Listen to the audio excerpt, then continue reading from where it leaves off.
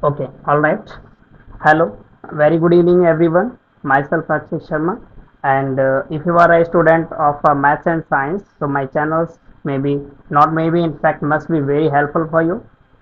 And today we are going to start the previous topic logarithm. Okay, so in the last class, whatever we have discussed, first of all, we will have a quick recap on that, then we will move further on. Basically, today's class is going to be very important for you because all the theories which I have taught you in the previous classes about the logarithms, that was only the theory.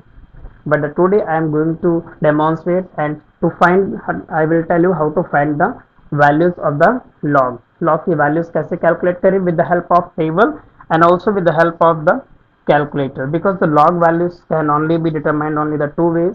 One, using the logarithm table which will be given you, and another alternate way is to find the log value from the scientific calculator. So I have this scientific calculator named FX991MS, and today I'll show you in this calculator also. So before moving further, let's look at the previous topic.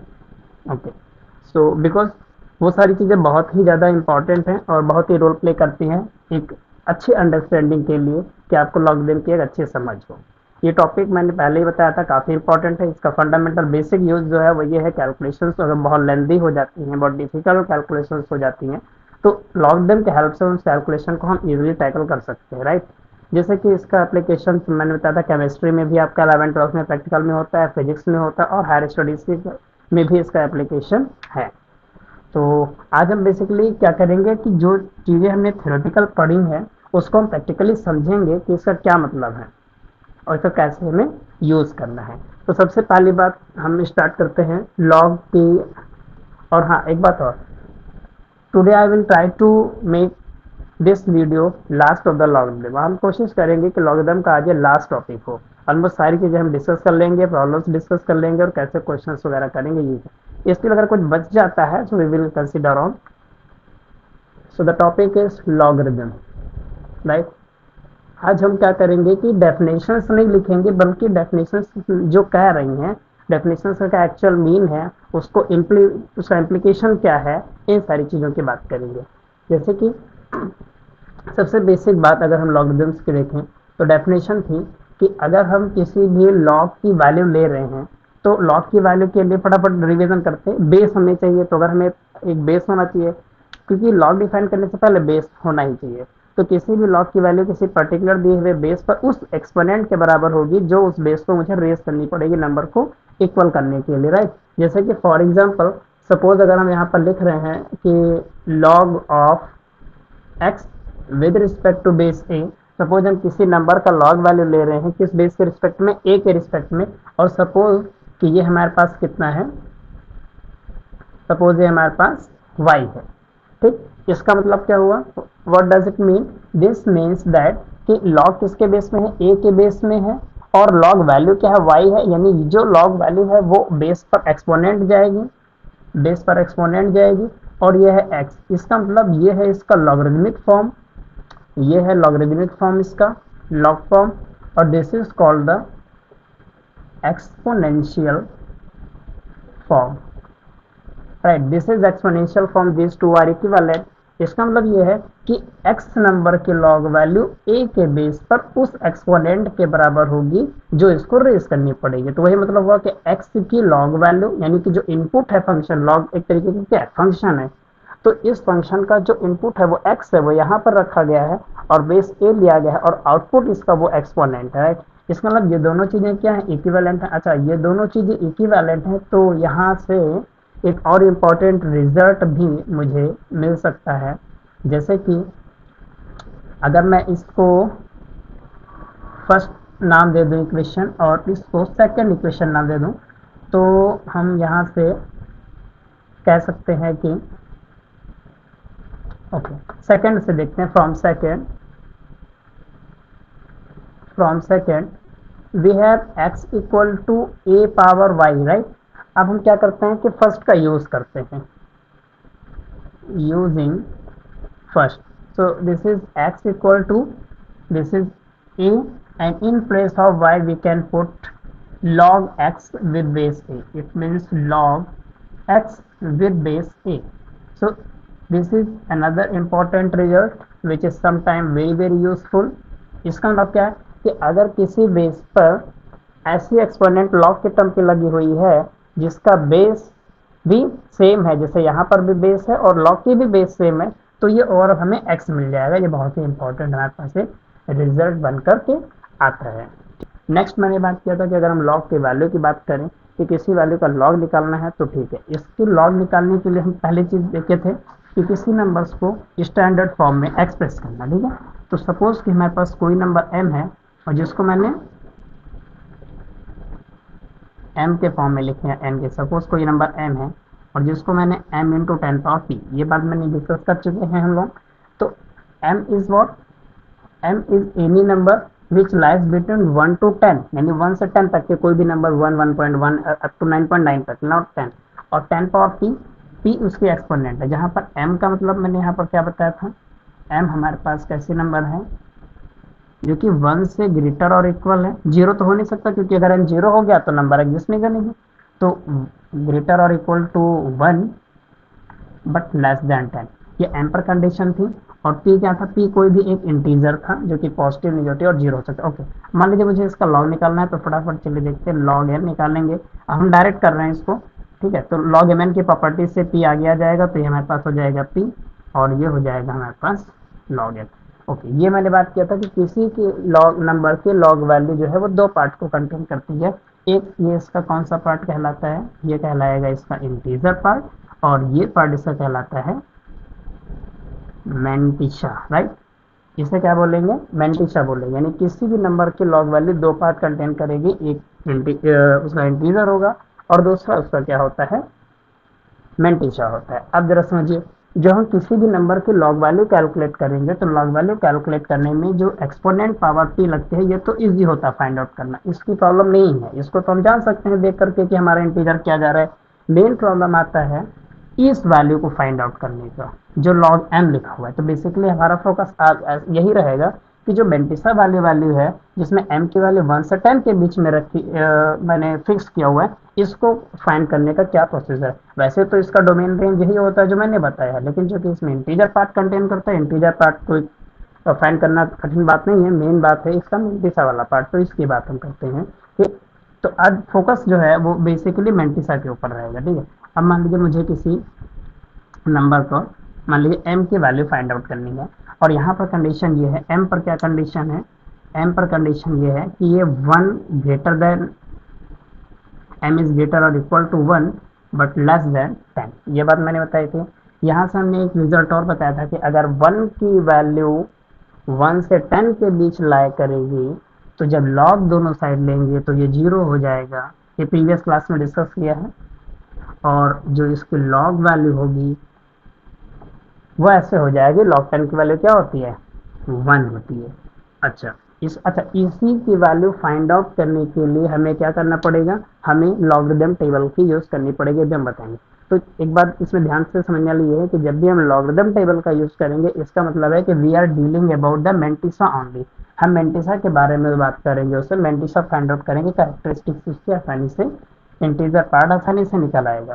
ठीक है, तो इस चीज़ की बात करेंगे कि हम उसका मैंटिसा वाला पार्ट फाइंड आउट करेंगे। दूसरी एक बात और भी, अगर हम किसी भी नंबर का क्या लिख रहे हैं, लॉग वैल्यू लिख रहे हैं और उसमें कुछ पार्ट कैरेक्टरिस्टिक है और कुछ पार्ट उसका मैंटिसा है। फॉर एग्जांपल जरा समझिएगा, ये बहुत इंपॉर्टेंट पॉइंट बताने जा रहे हैं। सपोज किसी नंबर का लॉग वैल्यू है और उसका लॉग वैल्यू इस तरीके से आया 2 प्लस 0.3020। एक बात और भी, जो मैंटिसा वाला पार्ट है वो डेसिमल के 4 प्लेस तक ही हमेशा लिखा जाएगा, इस बात को ध्यान रखिएगा। मैंटिसा पार्ट डेसिमल के 4 प्लेस, इसका रीजन है, हम जब लॉगरिथमिक टेबल देखेंगे तब बताएंगे।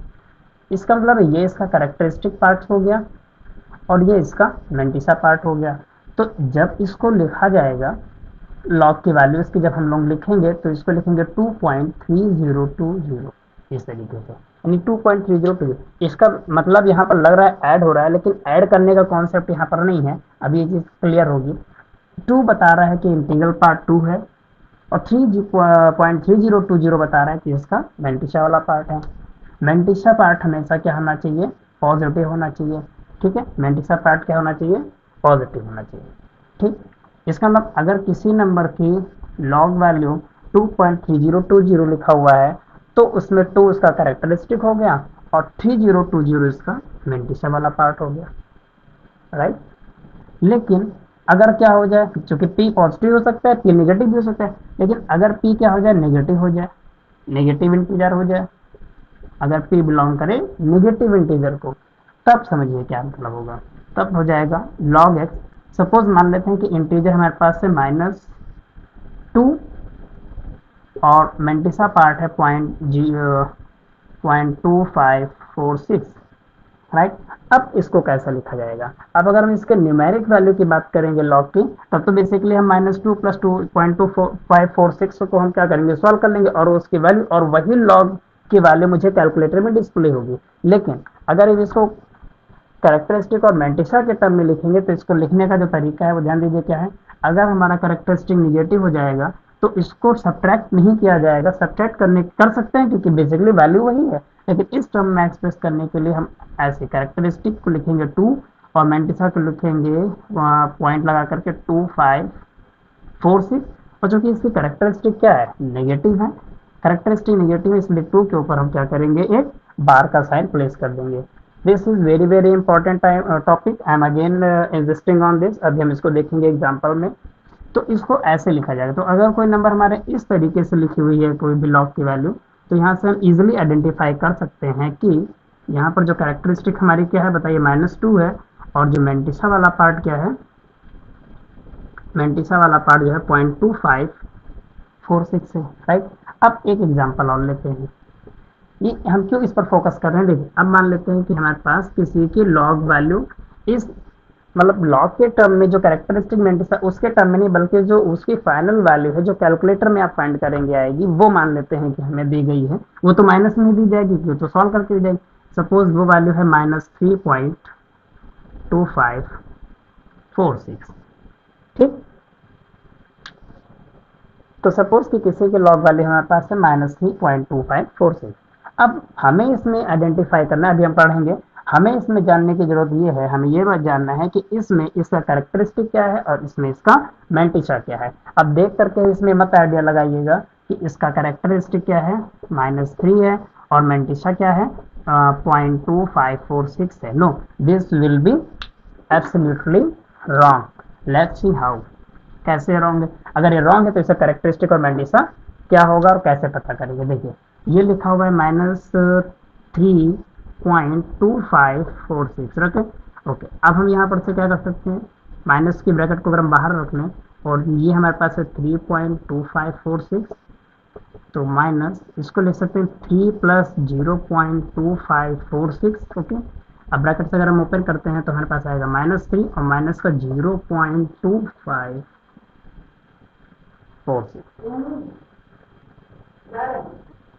-3 - 0.2546। तो देखिए ये जो इसका डेसिमल पार्ट है नेगेटिव हो गया ना, यही रीजन है कि मेंटिसा कभी नेगेटिव नहीं होना चाहिए, तभी जो इंटीग्रल पार्ट है उसका कैरेक्टरिस्टिक कहलाएगा। अगर मेंटिसा नेगेटिव हो गया तो इंटीग्रल पार्ट उसकी कैरेक्टरिस्टिक नहीं होगी, ओके। अब करें क्या इस सिचुएशन को ओवरकम करने के लिए, so in order to overcome this difficulty, actually our target is to make this mantissa positive, so how can we make this, let's see, this is -3। एक काम करते हैं कि इस टर्म में हम एक माइनस क्या करते हैं, घटा देते हैं। तो अगर हम यहाँ एक माइनस किए हैं तो उधर क्या कर सकते हैं, 1 ऐड कर सकते हैं, तो यहाँ पर क्या करते हैं, 1 ऐड करते हैं, 1 तो मैंने ऐड कर लिया, 1 ऐड सब्ट्रैक्ट, और ये क्या है, माइनस का 0.2546, तो -3 - 1, this is obviously -4, and now this is 1 - 0.2546, जाहिर सी बात है कि ये क्या होगा, प्लस होगा, यही हमारा काम था प्लस बनाना। अब हम क्या करेंगे, 1 में से 0.2546 को सब्ट्रैक्ट करेंगे, तो इसको हम लिख सकते हैं 1.000 और यह 0.2546 2546, ओके। और ये 10 - 6 क्या हो जाएगा, ये हमारे पास बचेगा 4, और यहाँ 9 में से 4 जाएंगे हमारे पास 5, और 9 - 5 हो जाएगा 4, 9 - 2, दिस इज 7, यानी 0.7454। तो डेसिमल पार्ट हमारे पास आएगा 0.75 और 54, सॉरी 74 लिखा हुआ है ना, 954, ठीक है, 7454। अब इसको अगर हम लिखें तो हमारे पास, अब हम इसको लॉग के टर्म में जो इसकी वैल्यू आएगी कैरेक्टरिस्टिक और मैंटिसा के टर्म में लिखें तो कैसे लिखें? देखिए कैरेक्टरिस्टिक, अब हमारे पास -4 इसकी कैरेक्टरिस्टिक है, जबकि यहाँ से -3 लग रहा था। इसका मतलब इसकी कैरेक्टरिस्टिक -4 है और इसकी मैंटिसा 0.7454। तो अगर इसको लिखेंगे तो कैसे लिखेंगे? जैसा कि मैंने ये नोटेशन बताया था बार वाला, इसको अगर हम लिखेंगे तो ये लिखा जाएगा 4.7454। Since characteristic is negative, so we have to put a bar over it, right? So this is 4 and 0.7454. So this is the most important concept of this. Okay अब हम एक बात और यहाँ पर क्लियर करेंगे। अभी मैंने बताया कि जब भी हम लॉग की वैल्यू कैलकुलेट करेंगे तो मेन जो फंडा है वो है मैंटिसा को कैलकुलेट करना। तो मैंटिसा के ऊपर हम जरा एक मिनट बात करते हैं और देखते हैं कि लॉग का एक रेसिप्रोकल यानी कि इनवर्स फंक्शन जो है वो क्या होता है। ठीक, क्योंकि जो टेबल बनाई गई है वो मैंटिसा के लिए बनाई गई है, ना कि कैरेक्टरिस्टिक के लिए।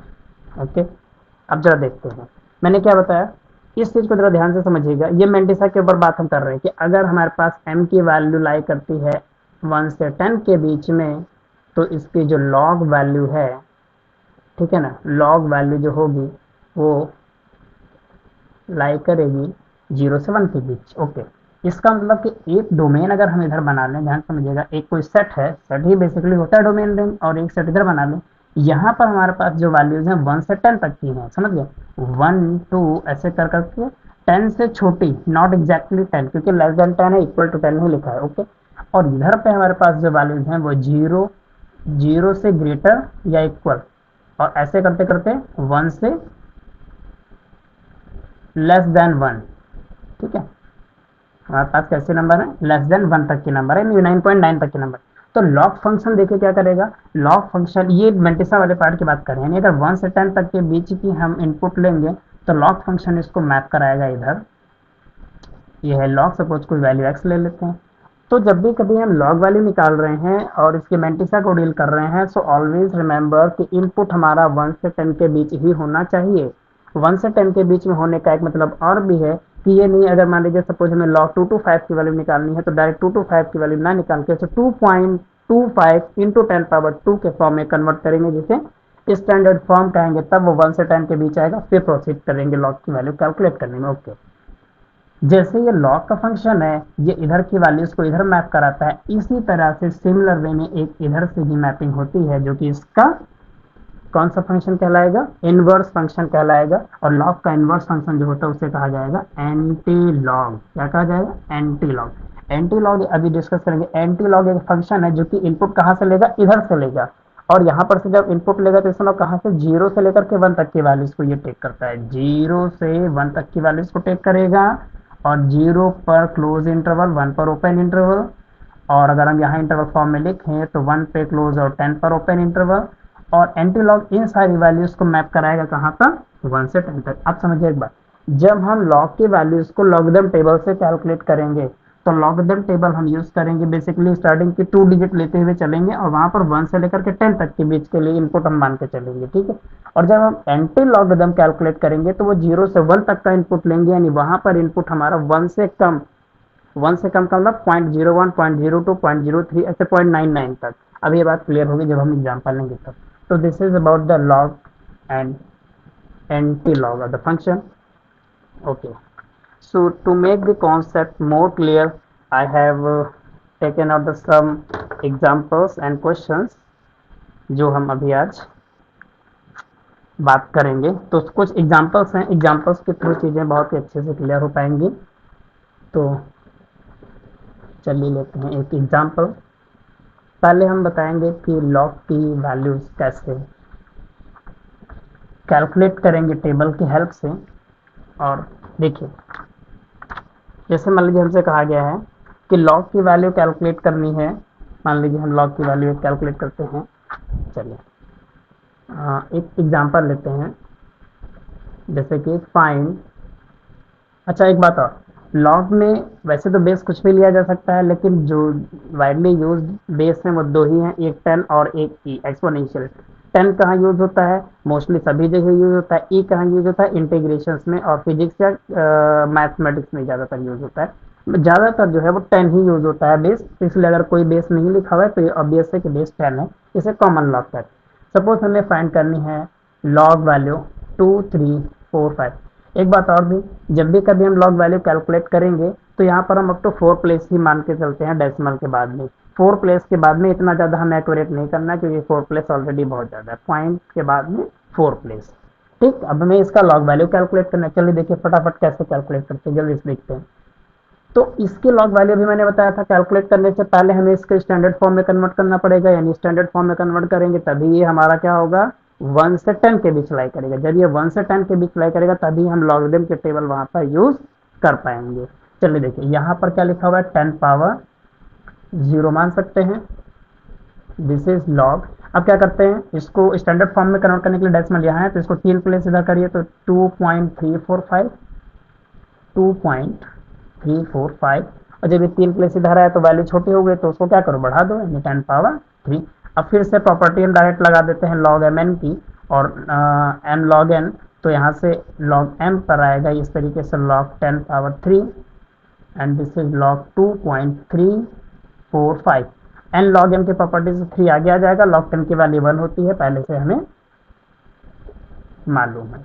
लॉग 10 1 इतने से, अच्छा यही कैरेक्टरिस्टिक वाला पार्ट आ गया, समझ गए, ये कौन सा पार्ट है, कैरेक्टरिस्टिक। अब बचा क्या, लॉग 2.34। अच्छा एक और भी चीज़ अभी बताना जो है स्लिप हो गया माइंड से, जब भी हमें लॉग की वैल्यू कैलकुलेट करनी पड़ेगी तो उसमें कुछ ऐसी वैल्यूज़ हैं जो हमें याद होनी चाहिए, जिसको हम अभी आपको क्या करते हैं, कैलकुलेटर की हेल्प से उनकी वैल्यूज़ को आपको हम लिख कर बता देते हैं। 1 से लेकर के 10 तक की, ध्यान समझिएगा, 1 से लेकर के 10 तक की इंटीजर इंटीजर वाले, जैसे 1 2 3 4 5 ऐसे, पॉइंट में नहीं। तो ये आपको क्या होनी चाहिए, याद होनी चाहिए। अभी चलिए लिखिए, this is the scientific calculator, इससे बहुत सारी कैलकुलेशंस कर सकते हैं। किसी दिन इस पर भी एक वीडियो बनाने की कोशिश करेंगे। चलिए देखते हैं, हम आपको लॉग की 10 के बेस पर वैल्यूज बता रहे हैं, और 10 ही के बेस पर, एक्सपोनेंशियल पर भी होता है लेकिन ज़्यादातर 10 होता है। लॉग 1 की वैल्यू होती है 0, लॉग 2, चलिए देखिए हम लॉग 2 से वैल्यू दिखा रहे हैं आपको, 0.3010, 0.3010। ये सारी वैल्यूज हमें अगर याद होनी चाहिए, अदरवाइज गिवन होंगी, दी जाएंगी, ठीक है। लॉग 3 की वैल्यू होगी 0.4771। log 4 की वैल्यू ये होगी 0.6021, 0.6021। log 5 की वैल्यू, 5 की वैल्यू होगी 0.6690, 0.6990। log 6, अब log 6 के देखते हैं, ये होगा 0.7882, 0.7782। एंड देन log 7 की वैल्यू, log 7 आता है 0.8451, 0.8451। And then log 8, right, log 8 is 0.9031, okay. log 9 is 0.95, 0.9542, and last one is log 10, which is 0। Sorry, log 10 की वैल्यू 0 नहीं, log 10 की वैल्यू 1, क्योंकि 10 ही बेस है तो 1 होगी, सॉरी।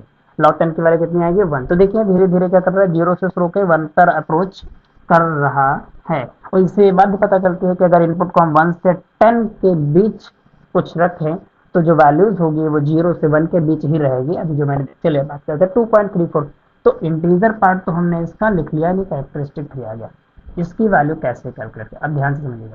यहाँ पर जैसे मेरे पास लिखा है log 2.345, ठीक है, log 2.345, मुझे इसका वैल्यू निकालना। तो पॉइंट लगा हुआ है, पॉइंट से कोई मतलब नहीं, पॉइंट भूल जाइए। पहले आप ये बात, एक बात ध्यान रखिए कि लॉग की वैल्यू जो होगी वो 0 से 1 के बीच होगी। क्या होगी, 0 से 1 के बीच। तो अभी यहाँ पर हम स्टार्टिंग की 2 डिजिट, अब हम आपको दिखाते हैं लॉगरिथम की टेबल। तो लॉगरिथम की टेबल, इसको एक्चुअली पहले हम इरेज कर देते हैं, लॉगरिथम की टेबल दिखाते हैं, और कैसे उसका यूज़ करेंगे। तो पूरा तो हम नहीं दिखा पाएंगे, लेकिन कुछ पार्ट हम लिखने की कोशिश करेंगे। पहले हम लॉग की टेबल दिखाते हैं आपको, देख लीजिए, ये है टेबल, ठीक है। ये आपको गूगल पे या बुक पे आपको मिल जाएगी कहीं पर। ये लॉग की टेबल है। लॉग की टेबल में क्या है, ऐसे एन की वैल्यूज लिखी हैं और हॉरिजॉन्टल रोज हैं जहाँ पर 0 से लेकर के 9 तक के नंबर लिखी हैं। उसके आगे भी 3 सब कॉलम बने हैं जहाँ पर 1 से लेकर के 9 तक की वैल्यू लिखी हैं।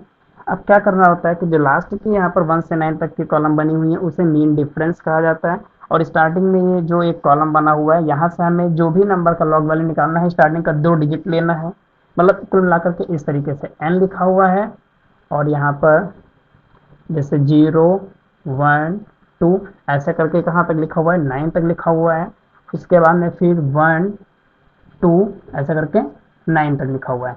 तो अब सुनिए यहाँ पर जो लिखा हुआ है कैसे लिखा हुआ है, 10 11 12 ऐसे आंसर। अब इसमें कैसे काम कर रहा है हम आपको एक एग्जाम्पल के थ्रू बताते हैं। जैसे 2.345 का वैल्यू निकालना है, स्टार्टिंग का 2 डिजिट देखिए 2 3, अभी डेसिमल भूल जाइए 2 3 देखिए।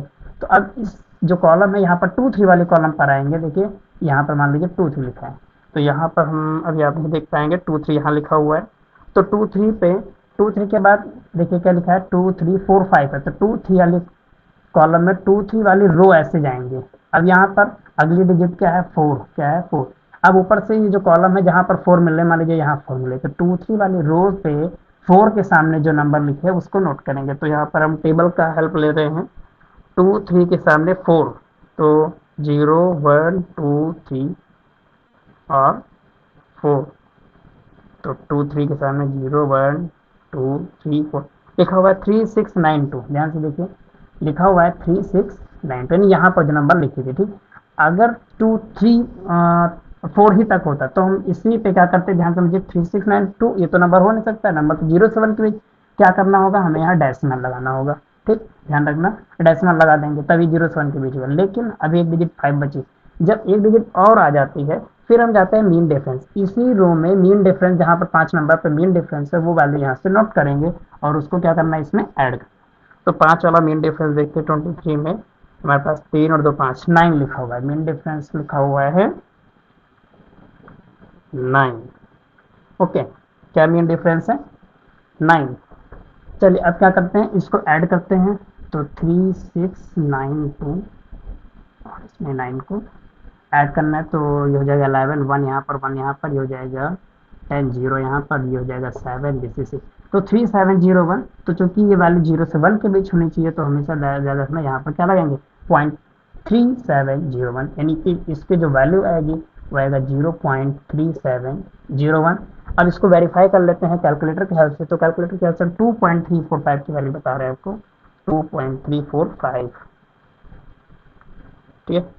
0.3701 अगर आपको दिख रहा हो तो लिखा है 0.3701। तो this is how we have to find the value of log. अब ये हो गया कैरेक्टरिस्टिक, ये हो गया मेंटिशर। अब इसको लिख लेते हैं 2 प्लस 0.3701, राइट। तो इस तरीके से हमने एक एग्जाम्पल के थ्रू आपको बताया कि लॉग की वैल्यू ऐसे कैलकुलेट की जाती है। एक एग्जाम्पल हम और बताते हैं जिसमें आप लॉग अपने आप से यूज कर लेंगे। फॉर एग्जाम्पल कि अगर मुझे वैल्यू निकालनी है किसकी, सपोज हमें कहा गया find log value of 0.00253 suppose इसका लॉग वैल्यू।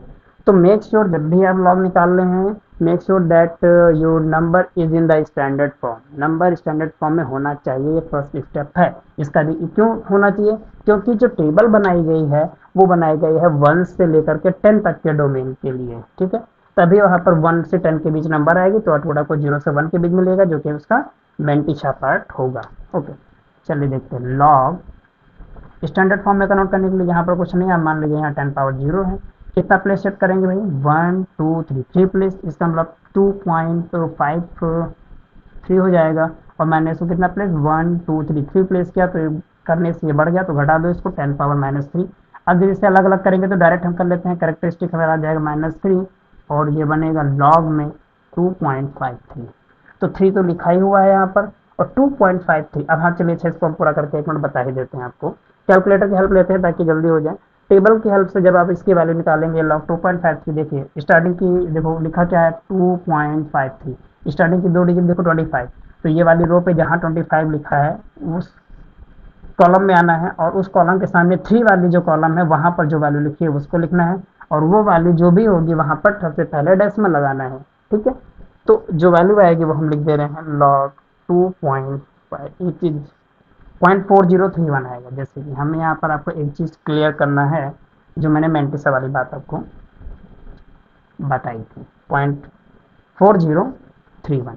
तो इसका मेंटिसा तो ये हो गया। अब अगर हम इसको कैरेक्टरिस्टिक और मेंटिसा के टर्म में लिखें, किस तरीके से लिखें, कैरेक्टरिस्टिक और मेंटिसा के टर्म में, तो कैरेक्टरिस्टिक है इसका 3, मेंटिसा है 0.4031, लेकिन कैरेक्टरिस्टिक 3 नेगेटिव है, तो कैरेक्टरिस्टिक 3 नेगेटिव है तो we have to put a bar over it. एक तो हो गया कैरेक्टरिस्टिक और मेंटिसा के तरह टर्म में कन्वर्ट करना, एक तो ये तरीका। लेकिन अगर हम इसको सॉल्व करें, अगर इसको हम क्या करें, सॉल्व करें, अभी हम आपको कैलकुलेटर की हेल्प से सॉल्व करके बताते हैं। जैसे -3 प्लस 0.4031, अगर सॉल्व करेंगे तो हमारे पास आएगा माइनस का 2 point. In order to save the time, I am using the calculator ताकि वीडियो लॉन्ग ना हो। Point two two point minus 2.5969 ये वाली वैल्यू, तो एक्चुअल वैल्यू इसकी लॉग की यही है, लेकिन इसके टर्म में लिखेंगे तो। लेकिन इसका मतलब अगर आप ऐसा लिख रहे हैं तो this does not mean that 3 is your characteristic. No, 3 is not your characteristic.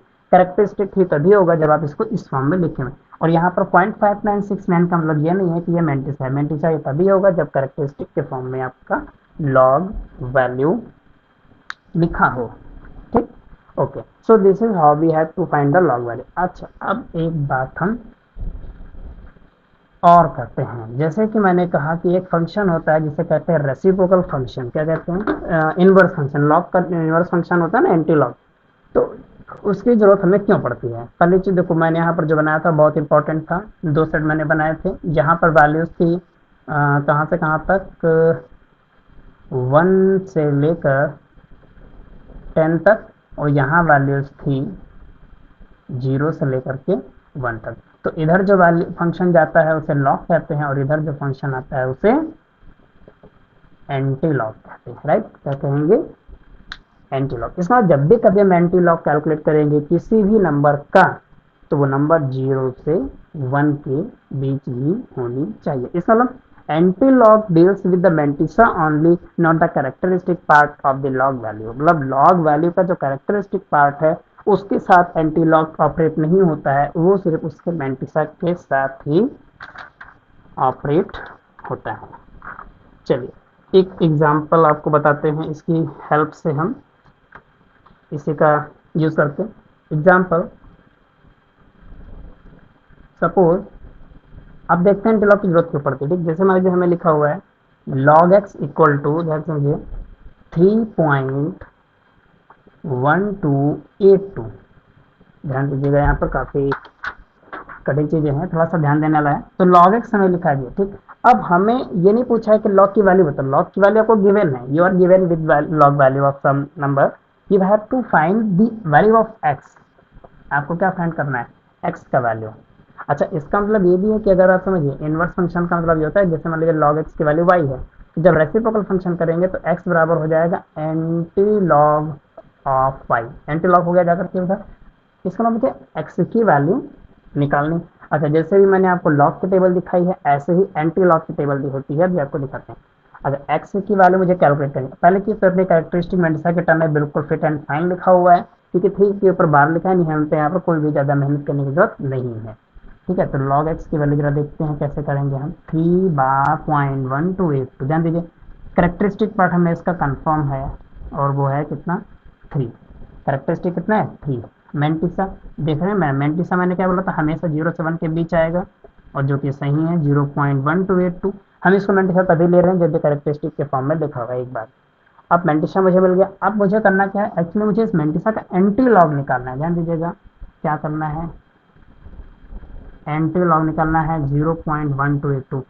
मैंने भी बताया था कि जब भी कभी एंटी लॉग निकालेंगे तो डोमेन देखिए इधर का क्या होगा, 0 से 1 के बीच, यानी कि 9.9 तक, उससे आगे नहीं।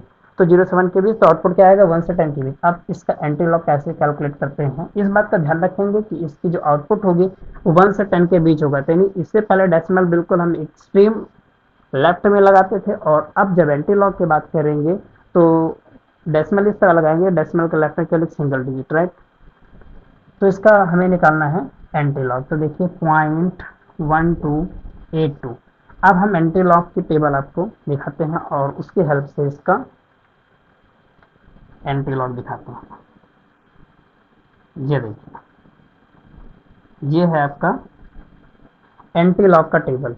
इसमें आप देख रहे हैं कि वैल्यूज यहाँ पर भी लिखी हुई हैं वैसे ही रोज और कॉलम के फॉर्म में, बट फर्क ये है कि यहाँ पर जो वैल्यूज यहाँ पर स्टार्ट हो रही हैं वो 1 2 3 से ना स्टार्ट होकर 0.01 0.02 0.99 तक, क्योंकि इनपुट क्या होगा 0 से 1 के लिए। ठीक, अब अगर एंटी लॉग निकालना है तो पहली दो डिजिट देखते हैं यहाँ पर क्या लिखा है 1 2, तो स्टार्टिंग की 0.12 वाली कॉलम में आएंगे तो पॉइंट के 1 2 कॉलम में आ गए।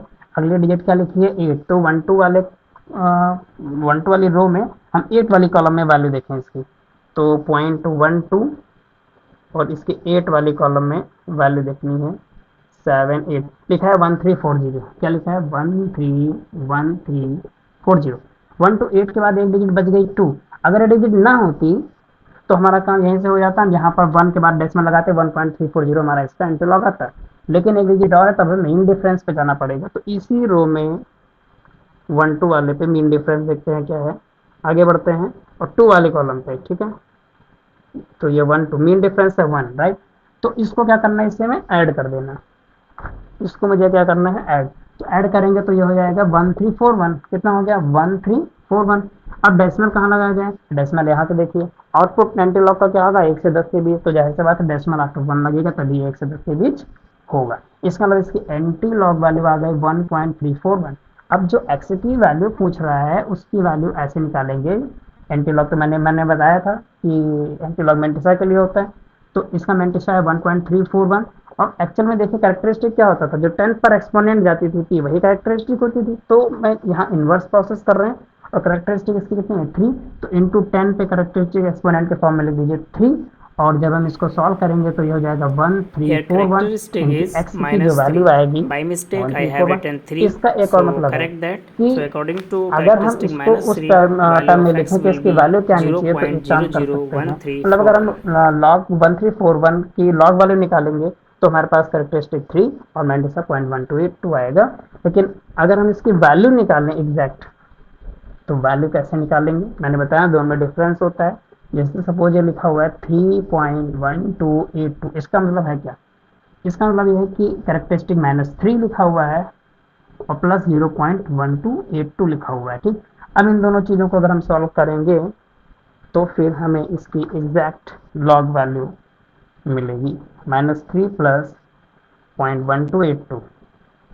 ठीक, दिस इज -2.8718। इसका मतलब क्या हुआ, इसका मतलब ये हुआ कि इसकी ये कैरेक्टरिस्टिक टर्म में है और ये इसकी एग्जैक्ट वैल्यू है। इसका मतलब अगर हम 1341 की लॉग वैल्यू निकालेंगे तो वो यही आएगा क्योंकि उसका इन्वर्स है। चलिए देखते हैं क्या करना है, लॉग निकालना है मुझे 1341 का, और यह आएगा हमारे पास 3.1274 के फॉर्म में आ रहा है, नेगेटिव है, इसको पॉजिटिव बनाना पड़ेगा, जब पॉजिटिव बनाएंगे तो ये रिजल्ट हमारा वापस आएगा। ठीक, तो ये तो हो गई बात कि हम किस तरीके से इसका एंटी लॉग निकालेंगे। अब एक एग्जांपल और देखते हैं, एग्जांपल के थ्रू इसको करिए। a power 2x into B power 3x equal to C की पावर 5। x के लिए सॉल्व करना है, इसका मतलब x की वैल्यू निकालनी है ना। चलिए ठीक, ऐसा करते हैं, क्या करेंगे लॉग ले लीजिए दोनों तरफ, तो लॉग लीजिएगा तो बनेगा a power 2x into B की power 3x equal to log of c की पावर 5। n लॉग m वाली प्रॉपर्टी यहाँ यूज़ करेंगे, mn वाली दो प्रॉपर्टी लगाएंगे यहाँ पर, एक तो m पावर n होती है तो n लॉग m हो जाती है, एक ये प्रॉपर्टी लगाएंगे और एक प्रॉपर्टी लगाएंगे लॉग m इंटू n होता है तो log m plus log m हो जाता है। तो यहाँ पर सबसे प्रॉपर्टी का हम डायरेक्ट यूज़ करें तो 2x देखिए आगे आ जाएगा, इंटू हमारे पास हो जाएगा लॉग m और प्लस क्योंकि इंटू में है तो फिर से 3x आगे आ जाएगा, यहाँ पर बचेगा क्या लॉग b, और यहाँ से 5 आगे आ जाएगा और बचेगा क्या log c।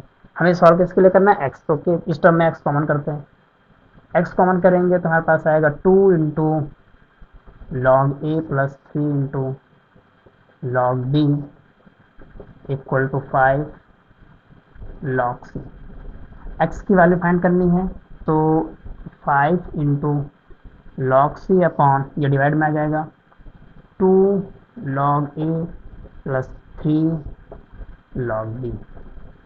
So this is how we can solve this type of equation. This is called logarithmic equation. अच्छा, एक और भी काफी इंपॉर्टेंट देखिए क्वेश्चन मैंने लिखा हुआ था आपके लिए। एक और चीज अभी मैंने बताया था कि मैंटिसा पॉजिटिव होना चाहिए तभी हम उसका एंटीलॉग निकाल सकते हैं। अब एक और एग्जांपल आपके लिए है जिसे देखते हैं कि कहा गया है कि फाइंड एक्स। अगर एक्स पूछा है, लॉग वैल्यू दे रखा है, इसका मतलब आपको क्या करना है,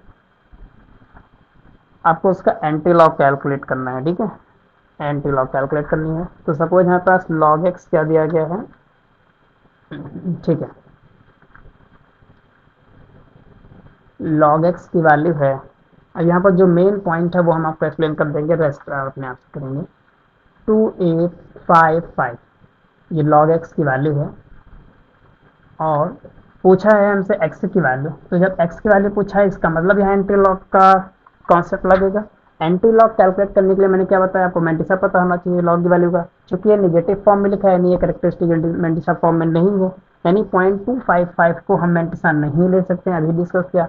तो मैंटिसा कैसे पता करें, ठीक है, देखिए एक्चुअल में माइनस कॉमन कर सकते हैं, तो ये हो जाएगा 2.2855। ओके, अब हम इसको ऐसा समझ सकते हैं 2.0.2855 ब्रैकेट्स ओपन करते हैं तो -2 फिर -0.2855। मैंटिसा पॉजिटिव होने के लिए मैं क्या करता हूँ, -2 के पास -1 एक घटा देंगे और यहाँ पर एक जोड़ देंगे, तो बात वही है, इक्वेशन में कोई फर्क नहीं पड़ेगा। दिस इज -3 ना 1 में से 0.2855 मुझे माइनस करना है, तो 1.00 और 0.2855 घटाते हैं, यहाँ पर हो जाएगा हमारे पास 5 और यहाँ पर 9 - 5 हो जाएगा 4, 9 - 8 हो जाएगा 1, 9 - 2 हो जाएगा 7। This is 0.7145, 0.7145। Now this is mantissa, क्योंकि ये पॉजिटिव हो चुका है। अब अगर हम लिखना चाहें तो इसको इस फॉर्म में लिख सकते हैं, 3 के ऊपर बार लगा देंगे, 0.7145। अब इसका एंटी लॉग कैलकुलेट करने के लिए हमें इसका मैंटिसा वाला पार्ट सिर्फ देखना है, क्योंकि यहाँ से अब क्लियर हो चुका है कि कैरेक्टरिस्टिक 3 है और मैंटिसा जो है 0.7145 है। तो हमें एंटी लॉग निकालना होगा, क्या निकालना होगा, एंटी लॉग इसका 0.7145। अब आप इसको इजीली निकाल सकते हैं टेबल की हेल्प से, और टेबल की हेल्प से 0.745 का एंटी लॉग निकालने के बाद में उसको मल्टीप्लाई कर देना है, एक पॉइंट के बाद डेसिमल लगा के, फिर 10³ से मल्टीप्लाई करेंगे, क्योंकि जो कैरेक्टरिस्टिक है वो 3। ठीक है, इस तरीके से ऐसी वैल्यूज को सॉल्व किया जाएगा। ठीक है, तो एंटी लॉग कैलकुलेट कर सकते हैं आप।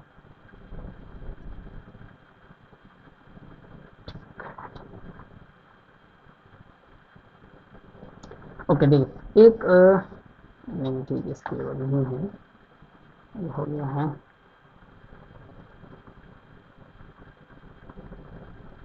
Okay, so this is almost all about this topic.